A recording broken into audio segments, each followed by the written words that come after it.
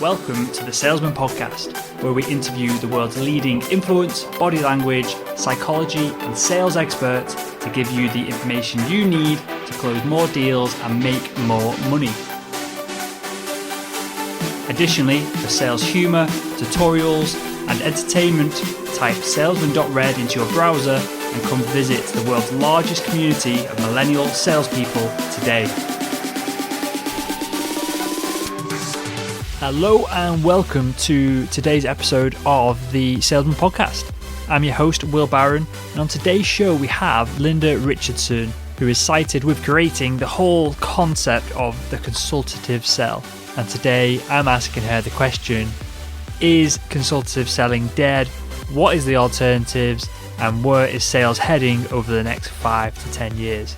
We're going to be covering the new ways of prospecting, if salespeople are going to end up in big teams or stay as lone wolves, and even if there's going to be an industry called sales anymore because of how effective marketing's getting. Today's guest, Linda, is a consultant, writer, sales leader, and founder of Richardson, who is a sales training company. Her latest book, Changing the Sales Conversation, is required reading for any millennial salesperson. And with that all said, let's jump into today's show. Hi, Linda, and welcome to the Salesman Show. Well, thank you very much, Will. It's a pleasure to be here.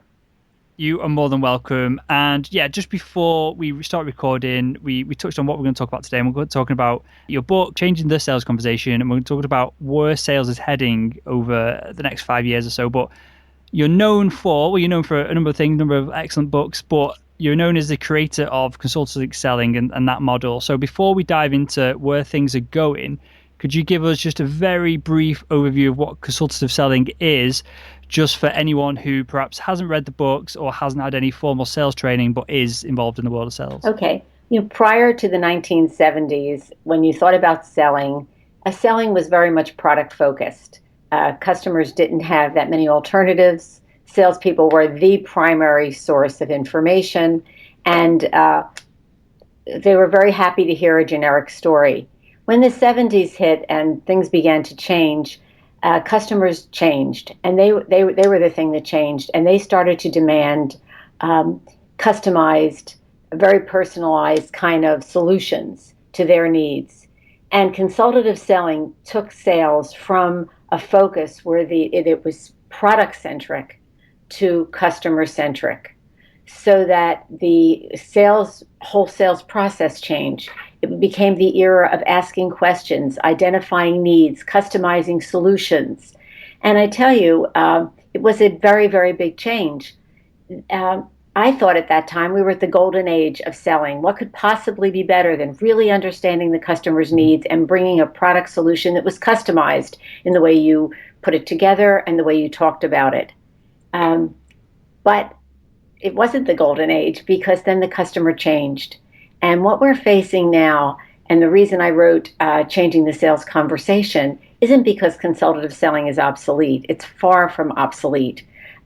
Consultative selling is the foundation, it's the basis, but it isn't going far enough. Customers are self-educating.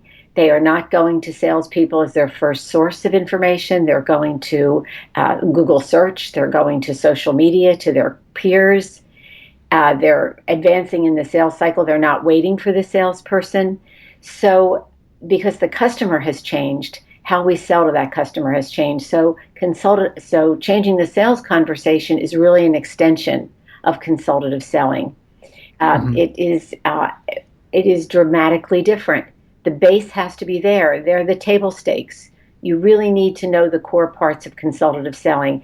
How do you probe? How do you really understand needs? How do you tailor solutions and all the other pieces that go with effective customer-centric selling? But the customer has changed now, and salespeople, the bar has been raised, and salespeople need to bring much more expertise to the client, industry knowledge. They have to bring ideas and insights. The customers are looking for very, very different things. So changing the sales conversation isn't a replacement for consultative selling. It really is an extension of it. Customers still need salespeople, but they need them for very, very different things.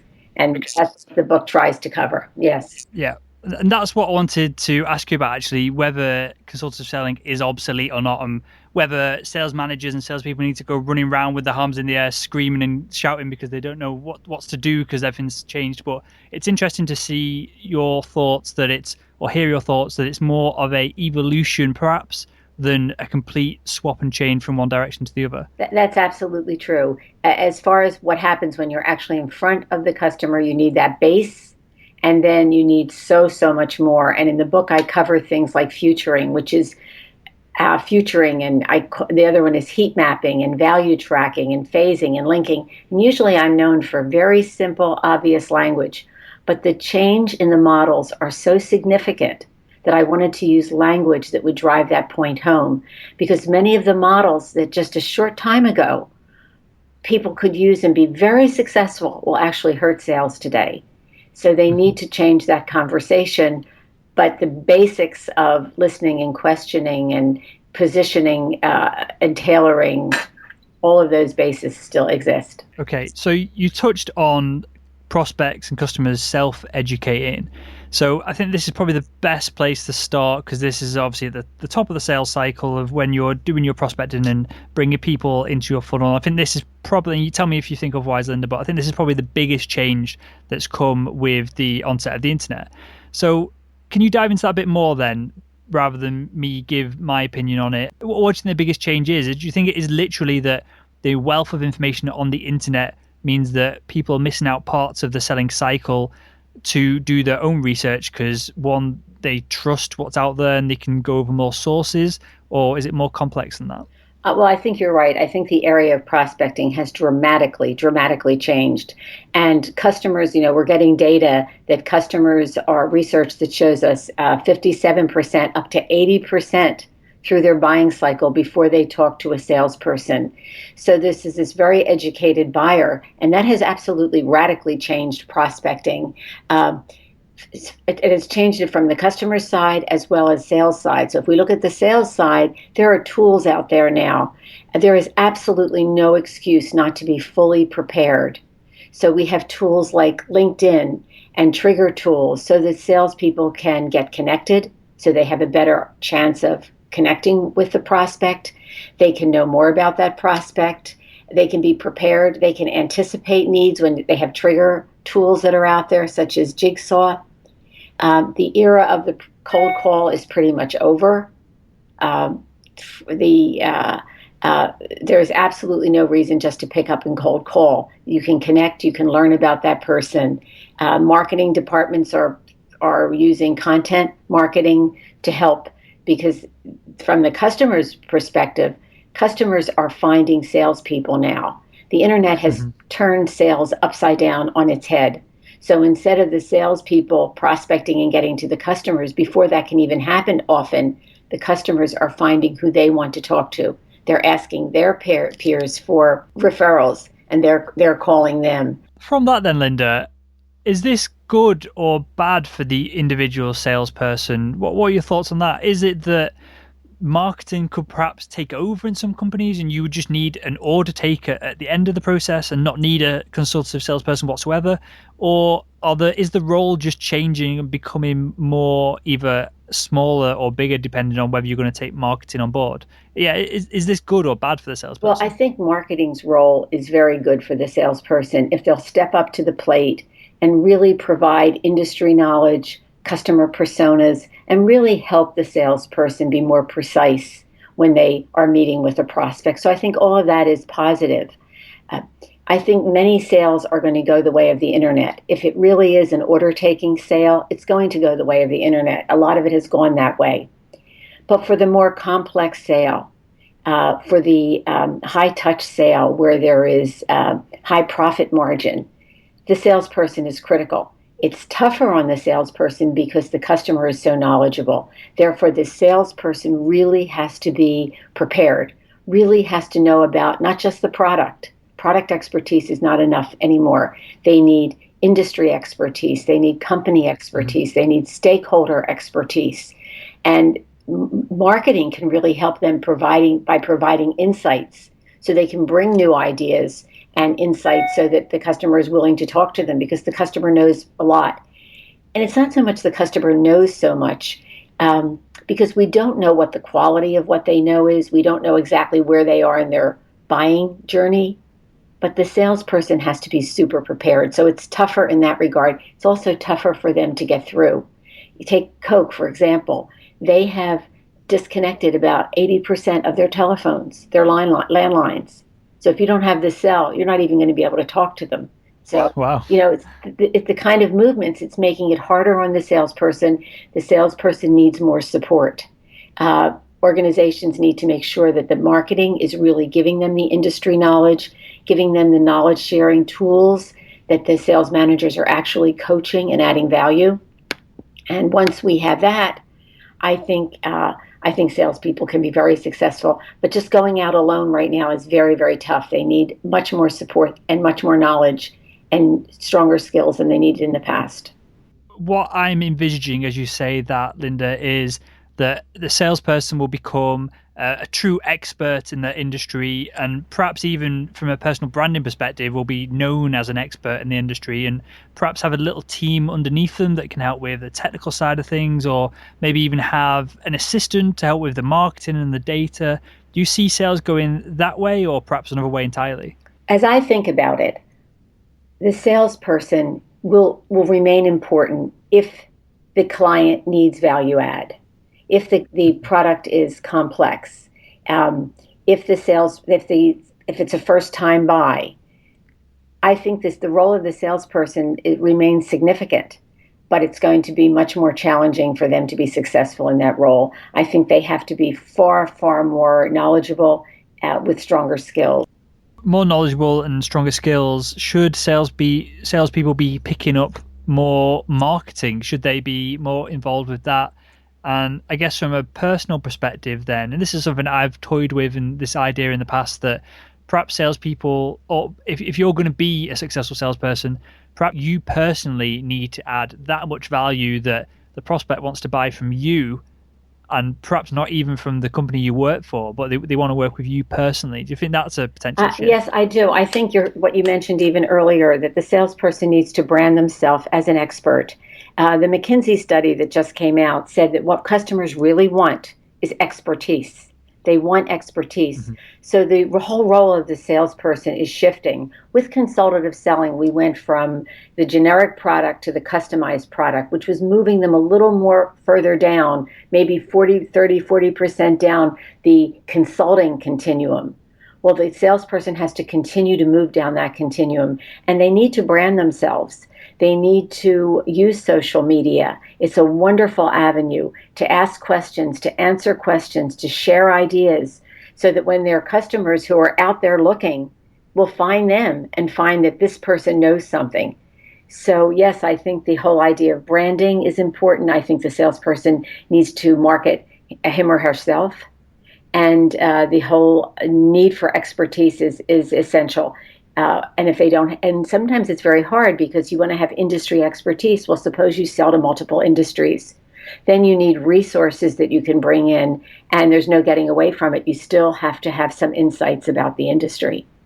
Customers just won't talk to you if they don't feel you're bringing value above and beyond what they already have. Mm-hmm. And perhaps to put a bit of context for this, for the audience, I was down at a BMW dealership the other day, working with one of my mates there, and he isn't sold on this concept whatsoever, although he can understand that 10 years ago, someone would come into his dealership and they would be looking for a German car, for example, or a 4x4, whatever it was. Now they come into his dealership and they ask for BMW 3 Series diesel with this trim. How much is it going to cost? Yada, yada, yada. Because they've done all this research online.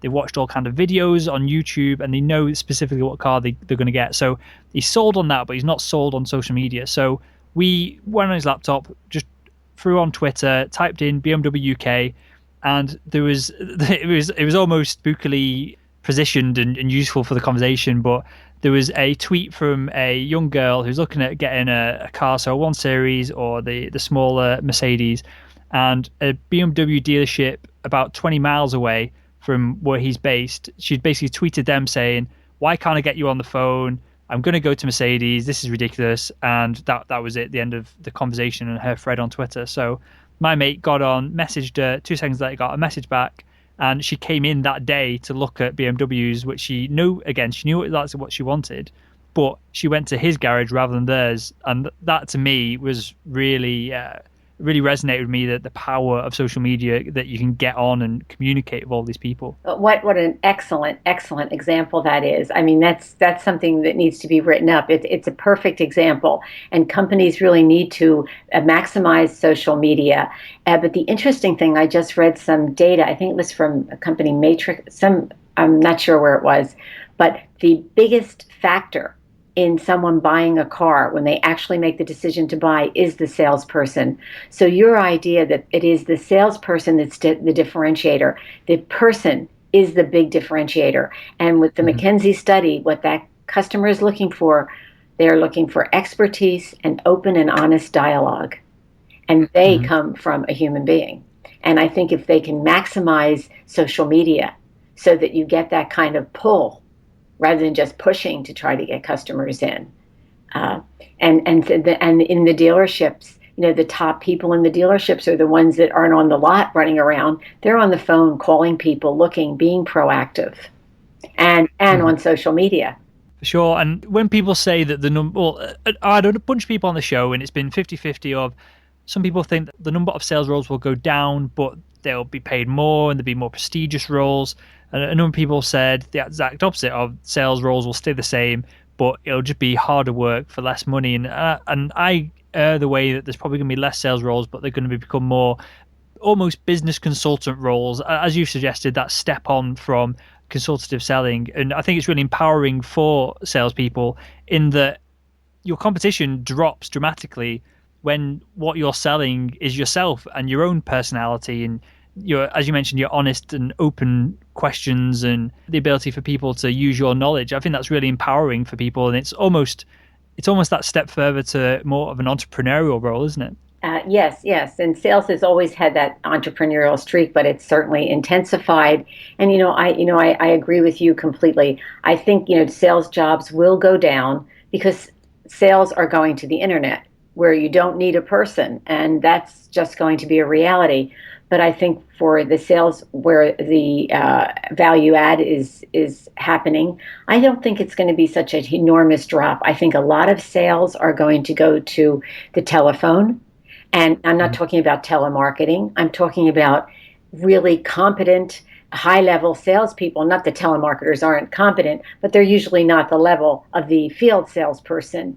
But to think that they're going to not put level of field salespeople in those inside jobs is a huge mistake, because it's going to take the same kind of expertise over the phone. And I think there'll be a lot of hybrid selling where some will be over the phone, a lot more will be over the phone, and then for certain parts of the sale, it will be face-to-face. And in some situations, there will be the customers face-to-face, and sometimes in the same sales situation, some customers will be remote. So I think there'll be a lot of hybrid selling. And I think sales is still a highly viable career.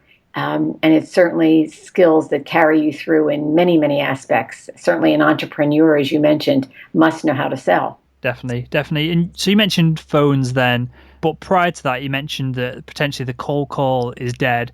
Where do you see the communication just for selling moving? So do you think it's going to go more over the telephone? Do you think it's going to go even more over email, which is not something that excites me, to be honest? I hate going through my emails. Or do you think that other platforms such as Twitter, which is obviously open and people can see the conversation, or a closed platform such as LinkedIn is going to take over? Or is there something that's going to come and just revolutionize everything? I think that what I see is a real combination. And I think that the telephone will probably, for the next, as we can look into the future, let's say the next 5 years, the telephone will be the key thing. Much, much more is moving to inside sales. With that said, social media must be maximized. And to the extent they use social media is to the extent they'll be more successful. Okay, cool. So social media is obviously lots of tools and software to make that easier and make that easier day to day for you. What effect do you think big data, because we mentioned a number of studies already, what do you think big data and other technology is going to have, and what effect do you think that's going to have in the next 5 years or so of selling? Well, when we think about the next 5 years of selling, I think certainly big data, certainly technology are going to drive the change. Certainly world events will also have an impact and the economy and so forth. But in selling, the technology will really be the driver of the change. I've always been very lucky. I've worked with very forward-thinking clients, and they've had the luminaries and the visionaries that can kind of look into the future, and that would give me a glimpse into the future, and I could come up with ideas so we'd be prepared for it. When you think about the next 5 years of selling, maybe that's the best question for a combination of somebody from MIT and a top school marketing salesperson and maybe somebody from Apple, and you put them together and maybe we'd have the crystal ball. But, it's hard to predict. But I think we know that change is going to continue to happen at a rapid pace. We know that technology is going to drive it. We know that technology is going to improve communication. I think it's going to be a great improver of communication between customers and salespeople and partners. I think it's going to make sales much more collaborative. I think we're going to see the day where we're really doing proposals together and everything together with the customer. I think it's going to make sales more virtual. There's going to be a lot of opportunities like that. I think we're looking at not just an evolution. I think we're looking at a revolution. And yes, I do believe someone will come up with something that'll put all of this together. Big data is very important, but I think we have to move just from big data to big questions and big answers, because we need the analytics to figure out what all this means and to really find the music through all the noise. Mm-hmm. The more I hear you talk about virtual and communication and collaboration, it resonates with me in that the world's obviously becoming more and more flat, in that you can buy pretty much from anywhere and you can sell pretty much anywhere, especially with all the processing online, and there's you don't have to have that meeting. You can do a Skype, for example, to close and to present. And just thinking about that, and this is slightly further out there, but with things like 3D printing, shipping becomes less of a problem, in that you would likely you'd email the data over, and then whatever you've just sold would be printed wherever you've just sold it to. So that again pushes things to be more and more global. So from that perspective, then, I've only ever dealt with sales within a geographic area around where I've lived. Do you think that salespeople will become more and more global players, in that they'll be teleconferencing with people in Japan one day, in America the other day? Do you think that perhaps the region that you would normally keep as a salesperson traditionally is just going to become bigger and bigger? Well, globalization, we already have it. And for all of the big companies, they need to find ways to put their global teams together. And they're having a terrible, terrible time, with the cultural differences, and there's time differences, and there's competitiveness. And it's a big, big challenge for organizations. But absolutely, for the complex sale, there will be global teams. There will have to be a team leader, so it's one source for the client. But yes, we are moving globally. And your whole idea about the 3D printing. I mean, it will be the future. You're right, and it's going to mean a lot for all kind of commerce. And we hear all about these smart machines. Well, maybe someday we'll have personal assistants for salespeople, or we'll have coaches that that are all computerized, that they're from the smart machines, whatever salespeople need to help them be successful. So we are moving on a totally exciting and new frontier. Yes, and when all that is said and done, people buy from people, and we have to remember that they're looking for expertise. They will always look for expertise. The sources may change, and they're looking for someone they can trust, a source they can trust. Absolutely love it, Linda. And that source you can trust can only come so much from a company's reputation, but from a person, as you mentioned, people buy from people. You can have it, you can touch it, and you can feel it. And I think that's I think the emotion behind that is a real thing that is tangible. And I'm sat here with a massive grin on my face. I'm super excited about what we're talking about. And I think the role of the salesperson it can only go one way in my mind. It can only be more and more epic and exciting from here. And with that, Linda, before you tell us a little bit more about your book and where we can find it, I've just got a couple of quick questions to ask everyone to come on the show. And the first one of them is, who do you think is the world's greatest salesperson? Oh, wow. Well, let's see. There are a lot of good salespeople out there. There are very few superb ones. If I could look at it a little bigger than just the person for a moment, I think the best salespeople, the truly best salespeople, the ones that are good, the great salespeople, are those who really want to make a difference. They want more than they want to make their quota. They really go with the right values. They're human-centered. And I think that's going to be the big differentiator. It's going to be very hard to differentiate from product and global capabilities and partnerships. The best companies out there are the survivors, and they're going to keep getting better. But I think the salespeople that really have in their mind, I'm going to work with this client and I'm going to make them more successful, and then they will become more successful. So the person I will say, you might say, well, it's not exactly a salesperson, but I think he is. I will say Steve Jobs, because he really did put a dent in the universe. He really did care about quality. And I think he did miss one thing. When we read some of the early things about him, he wasn't very empathetic. But then sadly, a terrible way to have this happen, he even, his current team now, running Apple, says that when he got sick, he even got that dimension. So I think he brings to the table, and I think the kind of passion and quality and vision that he brought to sales, I think if we could model after that and really care to make a difference with the clients, I think we can all be the best salesperson. So I don't know, that's other than my mother, she was, I don't know who to say. Amazing stuff. What's one book, Linda, other than your own, that you'd recommend to the Upgraded Salesman audience? Okay. I like the strategy books by Neil Rackham. I love his work. I think he's a great thinker.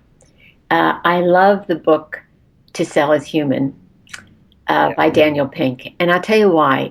You could fill so many shelves, 1,000 shelves with all the sales books that are out there, the how-to books. The how-to is the easy part. The hard part is the commitment to learning, to getting better, to being better tomorrow than you are today, to being willing to really look at what are my strengths, what are my areas for improvement, to being open to feedback. And I think that book really helps in that regard. And that's why I love that book. But what I used to tell all my students at Wharton, and if I could have one book that every salesperson reads, it wouldn't be exactly, it's a play. I would say Arthur Miller's Death of a Salesman. And for two reasons. One, it really showed the universality of selling, that it is such an important career worldwide. That play has been translated into every conceivable language and performed more than any other play.